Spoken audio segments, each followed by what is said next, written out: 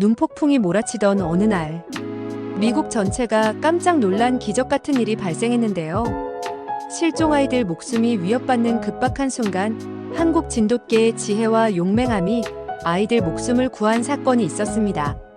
GPS와 첨단 구조 장비도 소용없는 눈폭풍 속에서 한국의 진돗개가 위기를 해결했다고 하는데요.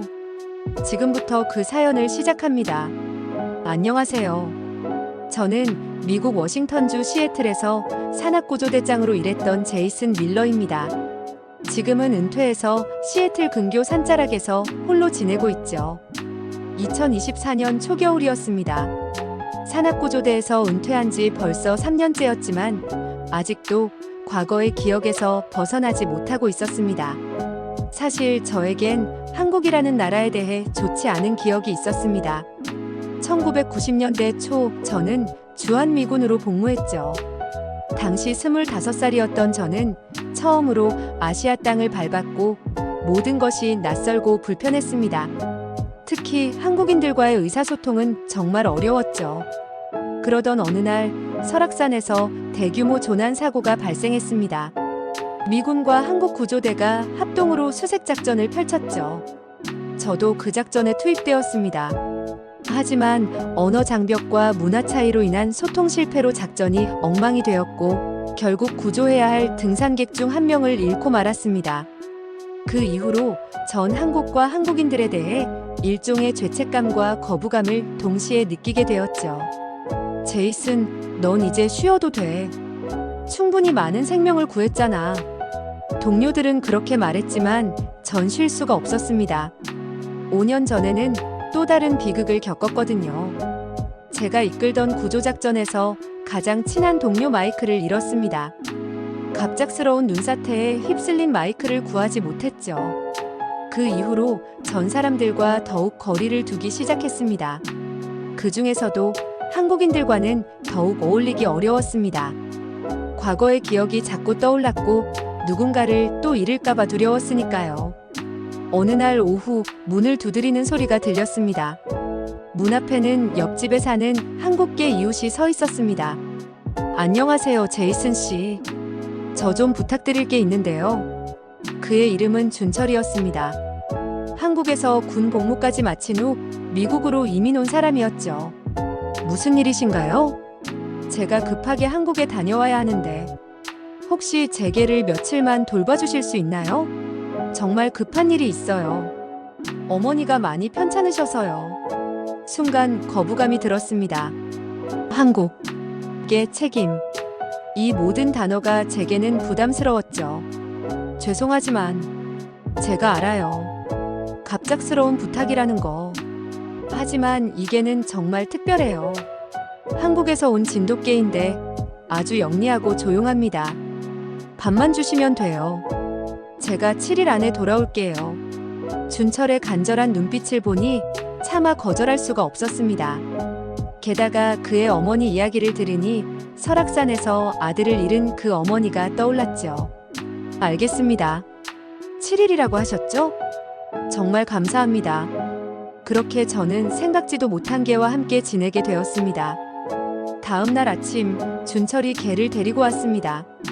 하얀 털에 갈색 귀를 가진 중형견이었죠. 눈빛이 유난히 맑고 영리해 보였습니다. 이름이 하늘입니다. 네. 발음하기도 어려운 한국 이름이었습니다. 또다시 한국과 관련된 무언가를 맡게 된 것에 짜증이 났죠. 하늘. 영어로는 스카이라는 뜻입니다. 한국에서는 하늘처럼 맑고 순수하다는 의미로 이런 이름을 많이 지어요. 네, 알겠습니다.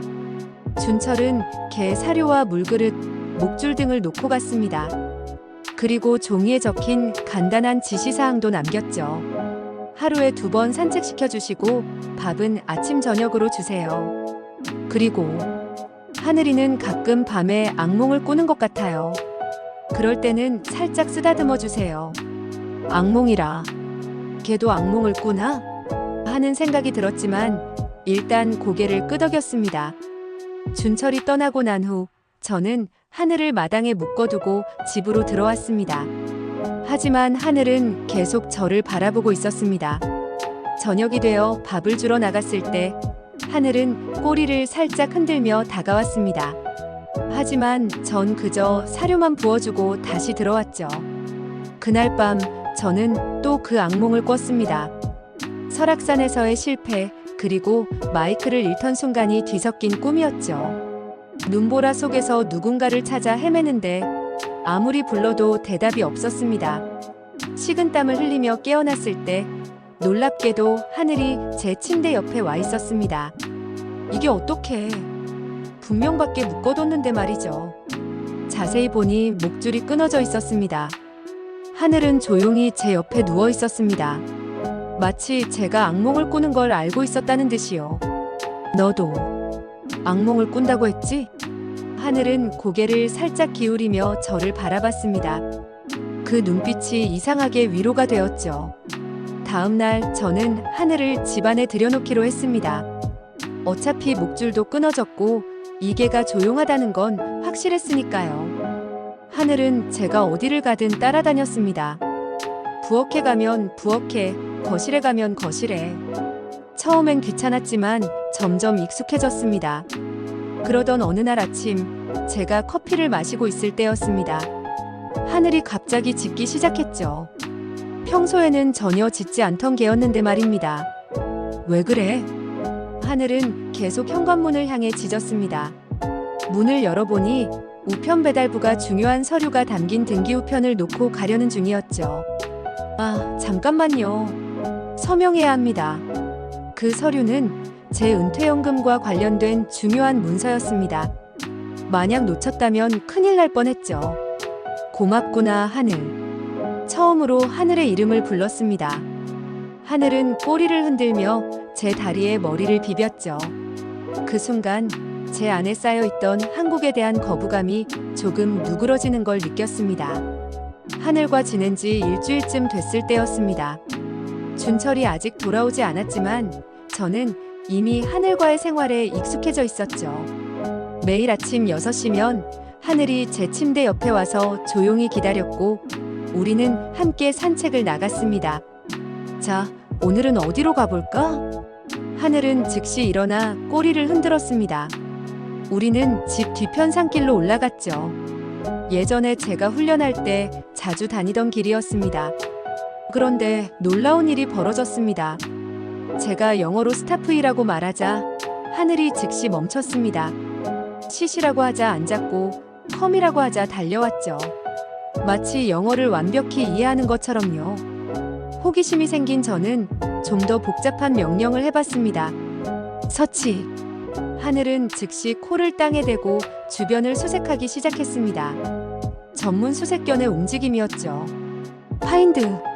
하늘은 재빨리 숲속으로 뛰어들더니 잠시 후 나뭇가지를 물고 돌아왔습니다. 하지만 그게 끝이 아니었습니다. 자세히 보니 그 나뭇가지에 오래된 리본이 묶여 있었죠. 누군가 일부러 표시해둔 것 같았습니다. 이건 순간 설악산에서 함께했던 한국 구조대원들이 떠올랐습니다. 그들도 이런 영리한 개들과 함께 일했었죠. 그때는 제가 그들의 방식을 무시했지만 이제 보니 그들이 옳았던 것 같습니다. 이건 본능이 아니야. 훈련된 행동이야. 그날 저녁 저는 준철에게 전화를 걸었습니다. 아, 제이슨 씨. 죄송합니다. 아직 한국에서. 괜찮습니다. 그보다 하늘이 혹시 특별한 훈련을 받은 게인가요? 잠시 침묵이 흐른 뒤 준철이 대답했습니다. 네, 맞습니다. 하늘은 한국에서 산악구조견 훈련을 받던 게예요. 거의 다 마쳤는데 마지막 단계에서 사고가 있었죠. 사고요? 네. 훈련 중에 실제 조난자를 발견했는데 구조 과정에서 하늘이 다쳤어요. 그 후로 트라우마가 생겨서 훈련을 중단했죠. 제가 입양하게 된 거고요. 그 순간 모든 게 이해가 되었습니다. 하늘의 영리함, 가끔 보이는 불안한 모습, 그리고 악몽. 그래서 하늘도 악몽을 꾸는군요. 네. 아마 그때의 기억 때문일 거예요. 제이슨 씨도 구조대 출신이시니 이해하실 거라 생각합니다. 하늘은 고개를 갸웃거리며 저를 바라봤습니다. 그 눈빛에서 저는 제 모습을 보았죠. 구조하고 싶지만 상처 때문에 망설이는 모습을요. 하늘은 제 손을 핥으며 위로해 주었습니다. 그 따뜻한 감촉에 제 마음의 얼음이 조금씩 녹기 시작했죠.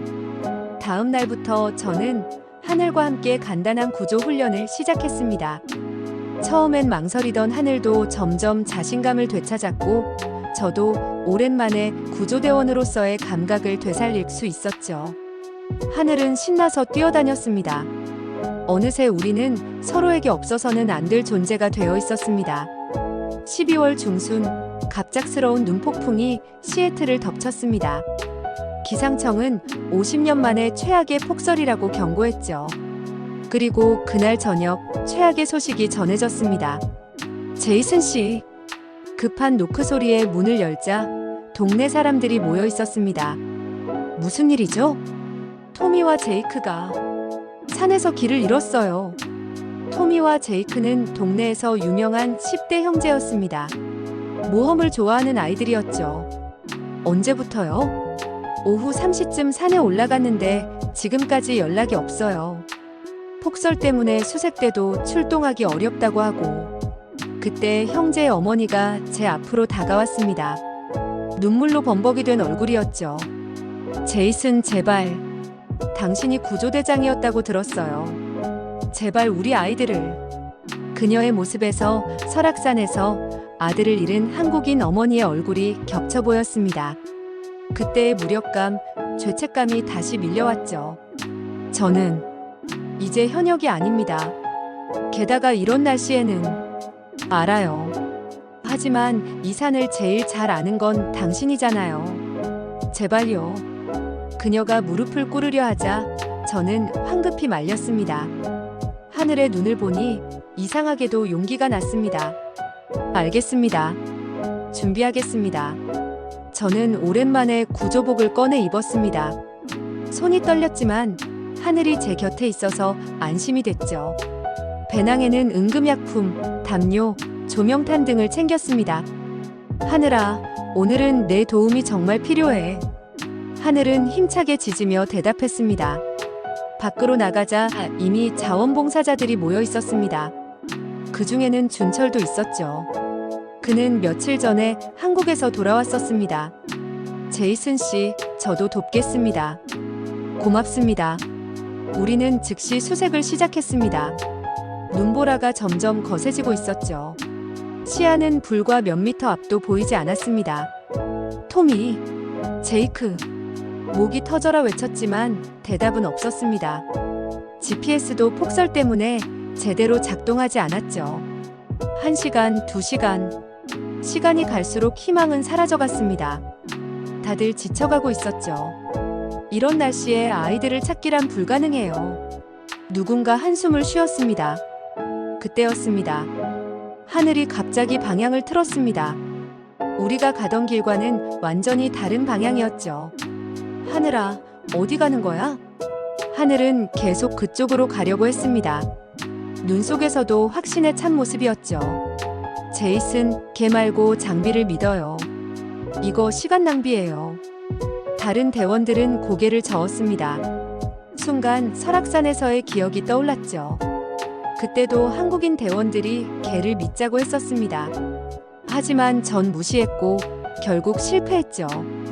이번엔 달라야 했습니다. 아니요. 이 개를 따라가 보겠습니다. 미쳤어요? 이런 날씨에? 더 깊은 산속으로 들어가면 우리도 위험해져요. 30분만 더요. 그래도 안 되면 돌아오죠. 준철이 제 편을 들었습니다.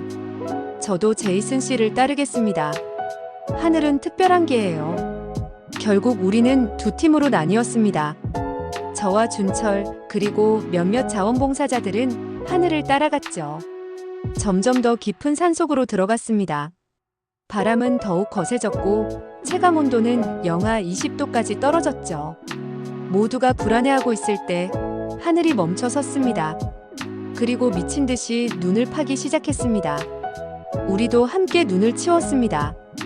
그러자 놀랍게도 바위 틈새가 나타났죠. 그리고 그 안에서 여기요. 아이들이 여기 있어요. 토미, 제이크. 바위 틈새 안에는 형제가 웅크리고 있었습니다. 형인 토미는 의식이 없었고 동생 제이크는 겨우 숨만 쉬고 있었죠. 체온이 급격히 떨어져 있었습니다. 빨리 담요를. 우리는 급히 아이들을 담요로 감쌌습니다. 하늘은 즉시 아이들 곁으로 가서 체온을 나눠주기 시작했죠. 마치 이런 상황을 여러 번 겪어본 것처럼 능숙했습니다. 맥박이 약해요. 준철이 토미의 상태를 확인하며 외쳤습니다. 저는 즉시 응급처치를 시작했죠. 인공호흡과 심폐소생술을 번갈아가며 시행했습니다. 제이슨 씨, 제이크가 깨어났어요. 동생이 먼저 의식을 되찾았습니다.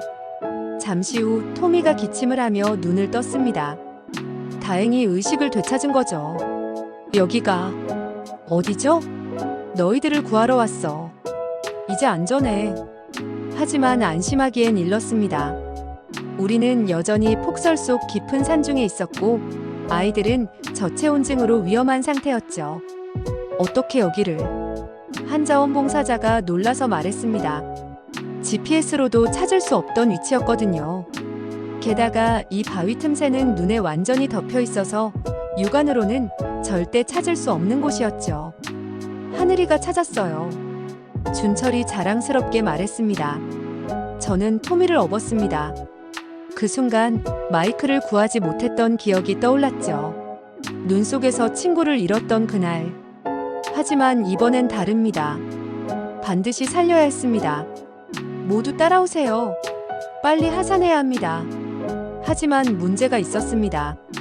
폭설로 인해 올라왔던 길이 완전히 사라져버린 거죠. 이제 어디로? 모두가 당황하고 있을 때 하늘이 앞장섰습니다. 마치 길을 알고 있다는 듯이 자신 있게 걸어갔죠. 하늘이를 따라가요. 우리는 하늘을 믿고 따라갔습니다. 놀랍게도 하늘은 가장 안전한 길을 찾아 내려갔죠.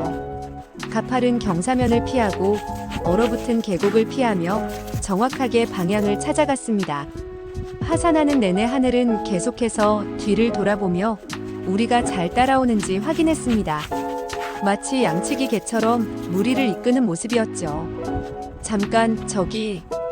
준철이 멀리 보이는 불빛을 가리켰습니다. 구조대의 신호탄이었죠.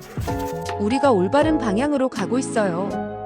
하늘이 정확히 구조대가 있는 쪽으로 우리를 인도하고 있었던 겁니다. 30분 후 우리는 마침내 구조대와 합류했습니다. 대기하고 있던 구급차에 아이들을 실었죠. 10분만 더 늦었어도 위험했을 겁니다. 응급구조사가 심각한 표정으로 말했습니다. 병원으로 향하는 구급차를 배웅한 후 저는 그 자리에 주저앉았습니다. 긴장이 풀리자 다리에 힘이 빠졌죠. 하늘이 제 옆으로 와서 조용히 앉았습니다. 고맙다 하늘아. 내가 아니었다면. 하늘은 제 손을 핥으며 위로해 주었습니다. 그 순간 제 눈에서 눈물이 흘렀죠. 마이크를 구하지 못했던 죄책감, 설악산에서의 실패. 그 모든 상처가 조금씩 치유되는 걸 느꼈습니다. 그날 밤 병원에서 연락이 왔습니다. 형제 모두 안정을 찾았다는 소식이었죠. 다음 날 놀라운 일이 벌어졌습니다. 구조 현장을 찍은 영상이 SNS에 퍼진 것이죠. 누군가가 휴대폰으로 촬영한 영상이었습니다. 한국에서 온 개가 미국 아이들을 구했다. 기적의 진돗개, 폭설 속에서 실종자 발견. 이런 제목의 기사들이 인터넷을 뜨겁게 달궜습니다. 하늘이 눈 속에서 아이들을 찾아내는 장면, 정확한 길을 찾아 하산하는 모습이 담긴 영상은 순식간에 수백만 조회수를 기록했죠. 전국의 뉴스에서 이 이야기를 다루기 시작했습니다. GPS도 작동하지 않는 상황에서 한국 진돗개가 놀라운 능력을 발휘했습니다. 전문가들도 놀라워했습니다.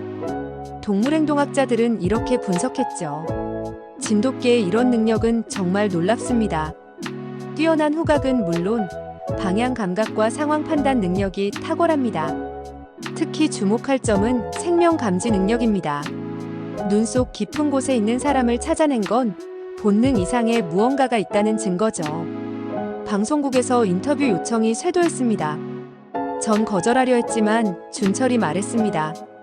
제이슨, 이건 당신만의 이야기가 아닙니다. 하늘이 보여준 헌신에 대한 이야기예요. 그리고 한국과 미국의 아름다운 우정에 대한 이야기이기도 하죠. 결국 저는 주요 방송사의 인터뷰에 응했습니다. 스튜디오에 하늘과 함께 출연했죠. 제이슨 씨, 어떻게 하늘이를 믿고 따라가기로 결정하셨나요? 앵커의 질문에 저는 잠시 망설였습니다. 그리고 처음으로 과거의 상처에 대해 이야기하기 시작했죠. 사실 저는 40년 전 한국에서 구조작전에 실패한 적이 있습니다. 언어와 문화의 장벽 때문에 한국 구조대원들과 제대로 협력하지 못했죠. 그 결과 한 생명을 잃었습니다. 스튜디오가 조용해졌습니다. 그 이후로 저는 한국에 대한 편견과 죄책감을 안고 살았습니다. 하지만 하늘이가 그 모든 걸 바꿔놨어요. 저는 하늘을 쓰다듬으며 계속했습니다. 구조 현장에서 하늘의 눈을 보았습니다. 그건 누군가를 반드시 구하겠다는 의지가 담긴 눈이었죠. 그 순간 저는 30년 전에 무시했던 한국 구조대원들의 마음을 이해하게 되었습니다. 앵커가 물었습니다. 그래서 이번엔 다르게 행동하신 건가요? 네. 이번엔 믿음을 가졌습니다. 그리고 그 믿음이 기적을 만들었죠. 방송이 끝난 후 엄청난 반응이 있었습니다. 많은 사람들이 감동했다며 메시지를 보내왔죠. 특히 한국계 미국인들의 반응이 뜨거웠습니다. 당신의 이야기에 눈물이 났습니다. 과거를 용서하고 화해하는 모습이 아름다워요. 진돗개의 충성심과 지혜를 세계에 알려주셔서 감사합니다. 하늘은 시애틀의 영웅견으로 불리기 시작했습니다. 시장은 공식적으로 하늘에게 명예 시민증을 수여했죠. 방송 출연 후 예상치 못한 일들이 일어났습니다. 오랫동안 연락이 끊겼던 동료들에게서 연락이 왔죠. 특히 감동적이었던 건 마이클의 아내에게서 온 편지였습니다. 제이슨, 당신이 누군가를 구했다는 소식을 들었어요. 마이클이 항상 말했죠. 당신은 최고의 구조대원이라고. 이제 그 죄책감에서 벗어나세요. 그들의 메시지에 저는 한참을 울었습니다. 하늘은 조용히 제 곁을 지켜주었죠. 더 놀라운 건 한국에서도 연락이 왔다는 것이었습니다. 설악산에서 함께했던 옛 한국인 동료들이었죠. 제이슨, 기억하시나요? 우리 같이 설악산에서 30년 만에 재회였습니다. 화상통화로 만난 그들은 이미 백발이 성성한 노인들이 되어 있었죠. 그때 일은 우리 모두의 실수였습니다. 서로를 이해하지 못했죠. 하지만 이제 하늘이가 그 틈을 메워줬네요. 우리는 오랜 시간 이야기를 나눴습니다. 과거의 아픔을 나누고 서로를 용서했죠. 지역 소방서와 경찰서에서도 연락이 왔습니다. 하늘과 함께 구조견 훈련 프로그램을 만들어 주실 수 있나요? 은퇴하셨다고 들었지만 당신의 경험이 필요합니다. 전 망설임 없이 승낙했습니다. 이제 더 이상 과거에 갇혀있고 싶지 않았거든요. 매주 화요일과 목요일 저는 하늘과 함께 소방서에서 강의를 시작했습니다. 많은 젊은 구조대원들이 열정적으로 참여했죠. 개와의 신뢰관계가 가장 중요합니다. 개는 단순한 도구가 아니라 동료입니다. 이웃들과의 관계도 완전히 달라졌습니다. 특히 준철과는 진짜 친구가 되었죠. 우리는 자주 만나 차를 마시며 이야기를 나눴습니다. 제이슨, 처음 만났을 때 당신 눈빛이 너무 차가워서 겁이 났어요. 죄송합니다. 제가 편견에 사로잡혀 있었죠. 아니에요. 누구나 상처는 있잖아요. 중요한 건 그걸 극복하는 거죠. 준철은 한국 전통차를 소개해 주었고, 저는 미국식 바비큐 파티에 그를 초대했습니다. 문화의 차이는 더 이상 장벽이 아니라 서로를 이해하는 다리가 되었죠. 하늘은 우리 발치에서 꼬리를 흔들고 있었습니다. 마치 우리의 우정을 축복하는 것처럼요. 2025년 봄 하늘 프로젝트가 공식적으로 시작되었습니다. 진돗개를 전문 산악구조견으로 훈련하는 프로그램이었죠. 시애틀시와 워싱턴 주정부가 공동으로 후원했습니다. 한국 진돗개의 놀라운 능력을 미국 구조 시스템에 접목시키는 획기적인 프로젝트입니다. 기자회견에서 시장이 발표했습니다. 저는 프로젝트의 수석 트레이너로 임명되었죠. 첫 번째 훈련견들이 한국에서 도착했습니다. 5마리의 어린 진돗개들이었죠. 하늘은 이 어린 개들의 멘토 역할을 했습니다. 하늘이 정말 대단해요. 마치 선생님 같아요. 훈련생들이 감탄했습니다. 하늘은 어린 개들에게 기본적인 명령부터 고급 수색 기술까지 시범을 보였죠. 프로젝트가 진행되면서 놀라운 성과들이 나타났습니다. 진돗개들의 뛰어난 학습 능력과 충성심은 미국 구조대원들을 놀라게 했죠. 그러던 중 한국에서 특별한 초청장이 왔습니다. 제이슨 밀러 씨와 하늘을 대한민국 정부가 공식 초청합니다. 농림축산식품부와 소방청의 공동 초청이었죠. 한미 구조견 교류 프로그램의 일환이었습니다. 우리도 한국에 가는 거예요? 준철이 흥분해서 물었습니다. 그도 통역 자원봉사자로 동행하기로 했거든요. 2025년 4월 우리는 한국행 비행기에 올랐습니다. 하늘은 특별 허가를 받아 객실에 탑승했죠. 인천공항에 도착했을 때 수많은 기자들이 기다리고 있었습니다. 기적의 진돗개 하늘, 고국 땅을 밟다. 30년 만의 화해, 제이슨 밀러 전 구조대장 방한. 공항 로비에서 즉석 기자회견이 열렸습니다. 한국 기자가 물었죠. 한국에 대한 감정이 어떻게 변했나요? 저는 솔직하게 대답했습니다. 30년 전 저는 이곳에서 실패했습니다. 그리고 그 실패를 한국 탓으로 돌렸죠. 하지만 하늘이 저에게 가르쳐줬습니다. 진정한 구조는 국경도, 언어도, 문화도 뛰어넘는다는 것을요. 이어서 우리는 설악산을 방문했습니다. 30년 전 그 현장이었죠. 산악구조대원들이 우리를 맞이했습니다. 우리는 30년 전 사고 현장에서 추모식을 가졌습니다. 한국과 미국 구조대원들이 함께 묵념했죠. 마지막으로 우리는 진도를 방문했습니다. 진돗개의 고향이었죠. 하늘은 마치 고향에 온 것처럼 신나게 뛰어다녔습니다. 진도 군수가 우리를 맞이했습니다. 하늘이 세계의 진돗개의 우수성을 알려줘서 감사합니다. 진도에서 특별한 행사가 열렸습니다. 한미 진돗개 구조견 양성 협약식이었죠. 앞으로 진도군과 시애틀시가 자매결연을 맺고 구조견 교류 프로그램을 운영하기로 한 것입니다. 행사가 끝난 저녁, 저는 하늘과 함께 진도 바닷가를 걸었습니다.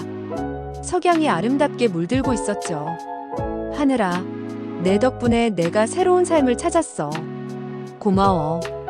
하늘은 제 손을 할그며 응답했습니다.